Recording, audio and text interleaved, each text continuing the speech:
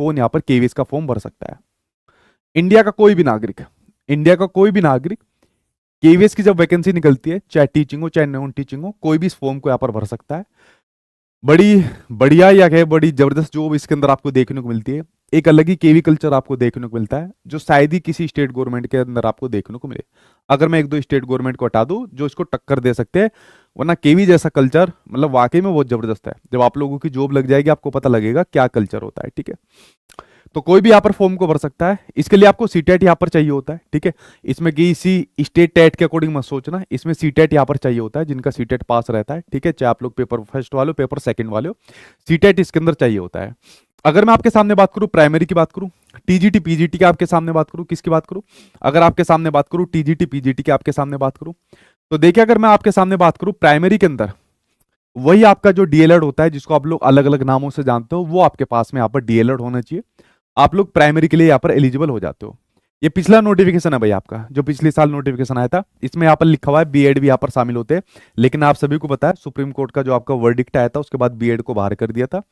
तो बीएड अब सिर्फ आपके यहाँ पर देखने को मिलेंगे, इस वाले कॉलम के अंदर आपको बीएड देखने को नहीं मिलेंगे। हाँ, जो आपके एनआईओएस वाले जो कैंडिडेट है, ठीक है, एनआईओएस वाले जो कैंडिडेट है वो यहाँ पर इसके अंदर पार्टिसिपेट करेंगे। क्योंकि पिछली बार जब पेपर भी कंडक्ट हो गया था, बच्चे रिजल्ट का वेट कर रहे थे, तो जो सुप्रीम कोर्ट के जो डिसीजन आए एनओएस के खिलाफ आया, बीएड के खिलाफ आया, तो ये जो लिस्ट बनी, ये लिस्ट आपकी दोबारा से यहाँ पर फिर रिवाइज तौर पर लिस्ट बनी थी, जिसकी वजह से ये रिजल्ट यहाँ पर डिले हुआ था, ठीक है। तो प्राइमरी टीचर अगर आपको बनना है तो आपके पास डीएलएड होना चाहिए, और जो मतलब आप लोगों ने कोर्स कर रखा है उतनी वही चीज आपके पास होनी चाहिए, आप इसका फॉर्म यहाँ पर भर सकते हो।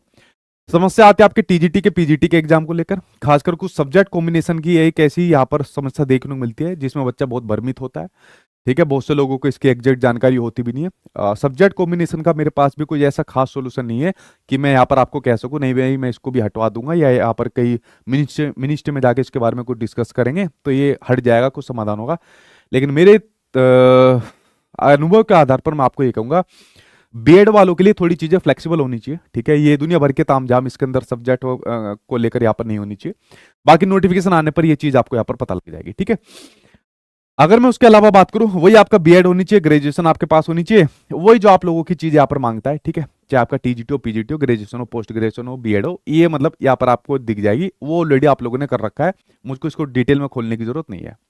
अगर मैं आपके सामने बात करूं एज की बात करूं, अगर मैं आपके सामने एज की बात करूं तो भाई पीआरटी के अंदर 30 साल है, बाकी फिर 5-5 साल आप लोग बढ़ा लीजिए। टीजीटी के अंदर आपका 35 साल हो जाएगा, पीजीटी 40 साल हो जाएगा। लेकिन इसके अंदर एक पॉइंट आपको ये देखने को मिलता है कि जो महिलाएं होती है, सिर्फ महिलाएं चाहे आपकी पीआरटी हो, टीजीटी हो, पीजीटी हो, कैसी भी आपके सामने महिलाएं हो, उनको 10 साल का एज के अंदर रिलैक्सेशन यहां पर मिलता है, यानी कि छूट मिलती है।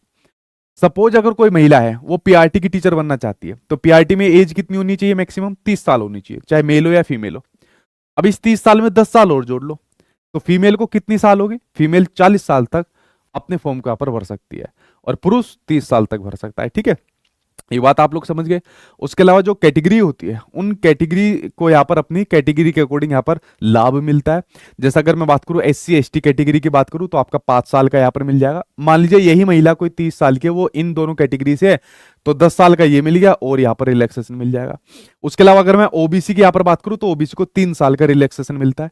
ये रिलैक्सेशन जो मिलता है आपका, इसमें महिला पुरुष की बात नहीं है, ये आपको सभी को मिलता है, चाहे मेल हो चाहे फीमेल हो, ये रिलैक्सेशन आपको सभी को यहाँ पर देखने को मिलता है।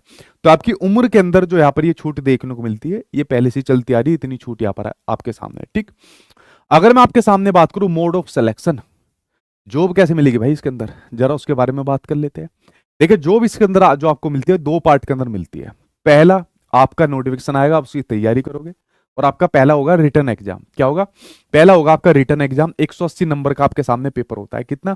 180 नंबर का पेपर आपके सामने होता है, चाहे आपके सामने पीआरटी हो, चाहे आपके सामने टीजीटी हो, चाहे आपके सामने पीजीटी हो। आज मुख्यतः मैं इन्हीं परीक्षाओं की बात कर रहा हूं, तो इन्हीं पर मेरा ध्यान ज्यादा केंद्रित है, ठीक है। 180 नंबर का पेपर होता है, फिर उस 180 को हम लोग यहाँ पर कन्वर्ट कर लेते हैं, ठीक है। एक रेशियो यहाँ पर दी रहती है रिटर्न एग्जाम और इंटरव्यू की, ठीक है। वो रेशियो रहती है आपकी 70-30 की रेशियो रहती है। किसकी? 70-30 की यहाँ पर रेशियो रहती है। पिछली बार इन्होंने, जैसे हर बार तो इंटरव्यू दिया रहता है, तो लेकिन पिछली बार इन्होंने क्या ऐड कर दिया भाई, हम क्लास डेमो ऐड कर देंगे। हमको यहाँ पर स्किल को ऐड कर देंगे, ठीक है। तो इसको भी अलग अलग कैटेगरी के अंदर कर दिया। जबकि जब बच्चे इंटरव्यू के लिए देने गए थे तो कुछ ऐसा अलग अलग देखने को नहीं मिला। यार पहले भी इंटरव्यू लिए जाते थे, उसमें क्लास डेमो हो जाता था।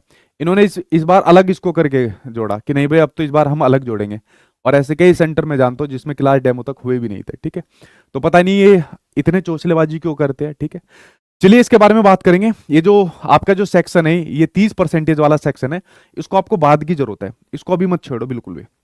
अभी तो आपको नोटिफिकेशन आएगा, उसकी तैयारी करोगे, रिटर्न एग्जाम की तैयारी करोगे, फिर जाके इसकी कोई कट ऑफ आएगी, ठीक है। एक दो मैटर शायद कोर्ट के अंदर फंस जाएगा, हालांकि के इसके ऊपर कोर्ट का ज्यादा मतलब असर पड़ता नहीं है, लेकिन फिर भी पहले आपको जो ध्यान देना है अपने रिटर्न एग्जाम के ऊपर ध्यान देना है कि भाई मेरे सामने 180 नंबर का पेपर आएगा और 180 नंबर में से मैं ऐसा सेफ स्कोर रखूं ताकि मेरी कट ऑफ जो है ना वो एक अच्छे नंबर से पास हो, ठीक है। अगर मैं सपोज आपके सामने बात करूं 180 में से 140 नंबर आपके आ गए, 140 पर ही आपकी कट ऑफ है और आपका इंटरव्यू बेकार गया, तो आपको कुछ नहीं मिलेगा, फिर आपके सामने बहुत समस्या आ जाएगी। अगर आपके सामने सपोज मैंने कहा कि 140 नंबर आ गए 180 में से, ठीक है, और 140 में से 180 आने पर आपका इंटरव्यू भी सही चला गया, तो भी आपके सामने समस्या है। तो जो भी आपके सामने कट ऑफ आए, कोशिश करिए उस कट ऑफ से 10 एक नंबर आपके सामने फालतू हो और इंटरव्यू आपका थोड़ा ठीक ठाक हो, क्योंकि जो फाइनल कट ऑफ आपके सामने बनेगी वो 180 नंबर को कन्वर्ट कर लिया जाएगा 70% के अंदर। जो आपके सामने इंटरव्यू होगा 60 वाला, उसको कन्वर्ट कर लिया जाएगा 30% के अंदर, और 70 और 30 रिटर्न और इंटरव्यू इन दोनों को जोड़कर एक कट ऑफ बनेगी। और उस कट ऑफ के अंदर जो फाइनल तौर पर सिलेक्शन ले जाएगा उसी को यहां पर जॉब मिल जाती है, ठीक है। तो इसमें रिटर्न और इंटरव्यू दो प्रोसेस होते हैं, इसके ऊपर अभी ध्यान मत देना, पहला पूरा ध्यान रिटर्न एग्जाम के ऊपर लगाना। पेपर होता है आपका सीबीटी मोड पर, यानी कि कंप्यूटर बेस आपके सामने पेपर होता है, यानी कि ऑनलाइन पेपर होता है। आपको कंप्यूटर पर भाई ये पेपर देना पड़ेगा, आपके लिए लैब आपका उनका अलॉटमेंट हो जाता है, वो लैब आपको मिलेगी, वहां पर जाकर आपको अपना पेपर देना है।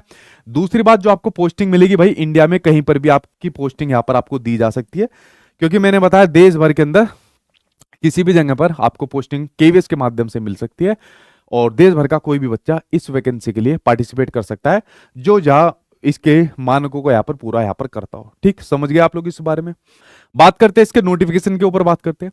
देखिए आपको पता है पिछली बार इसका नोटिफिकेशन 2 साल पहले आया था, दिसंबर के अंदर इसका नोटिफिकेशन आया था। अगर मैं बात करूं आपके जो हेडक्वार्टर होता है उसके लेवल पर कुछ चीजें बची है जो आपकी फाइनल होनी बाकी है, उसके बाद वहां से हेडक्वार्टर की तरफ से लगभग आपका सारा काम जो है मतलब फाइनल हो रखा है। उसके अलावा मिनिस्ट्री की तरफ से बात करूं, कुछ चीजें बचती है जिसकी वजह से थोड़ा बहुत यहाँ पर वो चीजें देखने को मिलती है। जैसी हेडक्वार्टर से फाइल आपके पास मिनिस्ट्री के अंदर जाएगी, मिनिस्ट्री से अप्रूव होने के अंदर इसमें इसको ज्यादा समय नहीं लगेगा।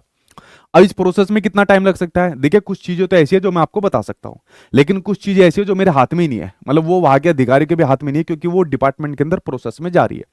बट फिर भी मैं आपको एक अनुमान बताऊं, पिछली बार जो आपका एग्जाम हुआ था फरवरी के अंदर, आपका एग्जाम हुआ था पिछली बार, आपका फरवरी के अंदर एग्जाम हुआ था। तो इस बार जो नोटिफिकेशन की अगर मैं ओवरऑल देखकर बताता हूं कि मिनिस्ट्री में क्या चीजें चल रही है उसके व्यापार पर, क्योंकि यार डिटेल में बताना मैंने बंद कर दिया, क्योंकि मैं कोई भी इंफॉर्मेशन बताता हूँ मिनिस्ट्री से कुछ बताता हूँ या हेडक्वार्टर के थ्रू कुछ बताता हूँ, वो घूम फिर कर मेरे पास ही आ जाती है। इसलिए मेरी इन्फॉर्मेशन मेरे पास आ जाती, तो मैं इतना डिटेल में खोलकर बताऊँ ही क्यों, ठीक है। तो यूट्यूब एक ऐसा प्लेटफॉर्म है जिस पर कुछ भी अब मैं चीजें कहने से बचता हूँ, लेकिन फिर भी अपने स्टूडेंट्स को एक आइडिया भी देना पड़ता है कि भाई आपके सामने वैकेंसी आ रही है तो तैयारी करिए। आइडिया में यही दे सकता हूँ आपको, पिछली बार फरवरी के अंदर आपका पेपर हुआ था, तो अगर आप लोग नोटिफिकेशन के बारे में पूछ रहे हो तो फरवरी से आपको अच्छे संकेत यहाँ पर देखने को मिल जाएंगे। क्या होता अच्छा संकेत ही आ जाए तो फरवरी से आपको अच्छे साइन यहाँ पर देखने को मिल जाएगा हमने वैकेंसी के बारे में, ठीक है। ये मैंने आपको आइडिया दे दिया, अब इसके अकॉर्डिंग आप लोग अपनी तैयारी कर लीजिए, ठीक है।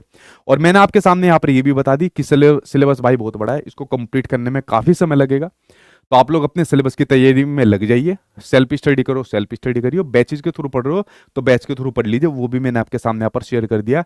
और ये वो जानकारी है जो मुख्य बातें मैंने आपके सामने यहाँ पर शेयर की है, बाकी इनके बारे में डिटेल में पूरा डिटेल में जो आपका है वो नोटिफिकेशन आने के बाद यहाँ पर पता चलेगा, ठीक है। क्या पता कुछ 2-4 चेंज यहाँ पर हो जाए। और उसके अलावा अगर मैं बात करूँ आपके सामने, क्योंकि मैंने आपको डिटेल में कुछ खोल के नहीं बताया, मैंने किसी आरआर के बारे में बात नहीं करी, मैंने आपकी जो हेडक्वार्टर की फाइल है मैंने उसके बारे में बात नहीं करी, मिनिस्ट्री की तरफ से जो फंड की बात है मैंने उसके बारे में बात नहीं करी, मैंने सिर्फ आपको मेन मुख्य बातें बताई एज स्टूडेंट, जितना जानना आपके लिए यहाँ पर जरूरी है। और एक आपको आइडिया दे दिया कि वैकेंसी आपकी आने वाली है, जल्दी देखने को मिलेगी, और शायद इसके आसपास में जो मैंने बताया इसके बाद आपको गुड न्यूज यहाँ पर केवीएस के रिगार्डिंग देखनी शुरू हो जाएगी, ठीक है।